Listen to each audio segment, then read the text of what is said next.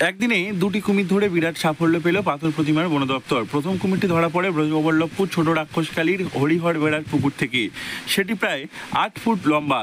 দ্বিতীয় কুমিরটি ধরা পড়ে পশ্চিম শ্রীপতিনগর গঙ্গার ঘাট থেকে।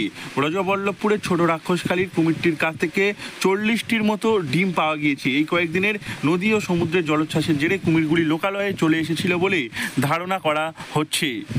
হঠাৎ করে আমি সকালে খবর পাই, তারপরে আমি যখন শুনতে পেলাম যে হরিহর বাবুর একটা বাস্তুর কাছে পুকুর লগ্ন একটা কুমির উঠেছে, আমি ফোন করলাম, করেও আবার আমার আগে ওনারা ফরেস্টারকে খবর দিয়েছেন, আমিও ফরেস্টারের সঙ্গে যোগাযোগ করলাম।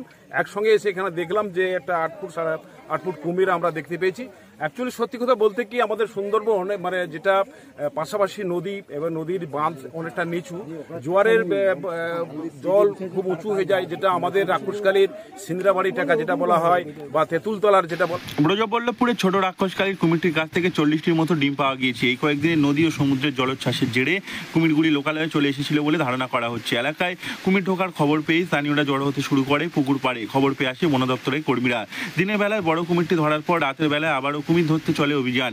কুমিরগুলি ধরার পর তাদের ভগবতপুর কুমির প্রকল্পে আনা হয়। সেখানে কুমিরগুলির স্বাস্থ্য পরীক্ষা করা হয়। চিকিৎসার পর স্ত্রী কুমিরটিকে ছেড়ে দেওয়া হয় মুক্ত পরিবেশে। সুন্দরবনের এই অংশে আগেও কুমির এসেছিল। তো ফার্স্ট সকালে আমি বাড়িতে এসে যখন পুকুরে মেশিন বসানোর জন্য আমি দেখতে গিয়েছিলাম প্লেসটা।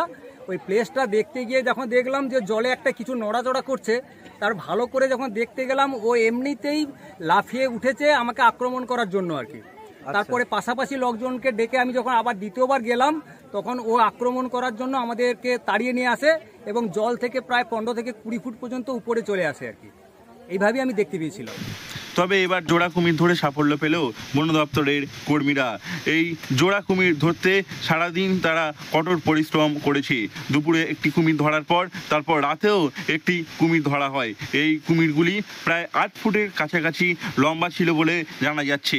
তাদেরকে ধরার পর তাদের ভগবতপুর কুমির প্রকল্পে স্বাস্থ্য পরীক্ষা করা হয়। এরপরেই তাদেরকে ছেড়ে দেওয়া হয়েছে বলে জানা যাচ্ছে।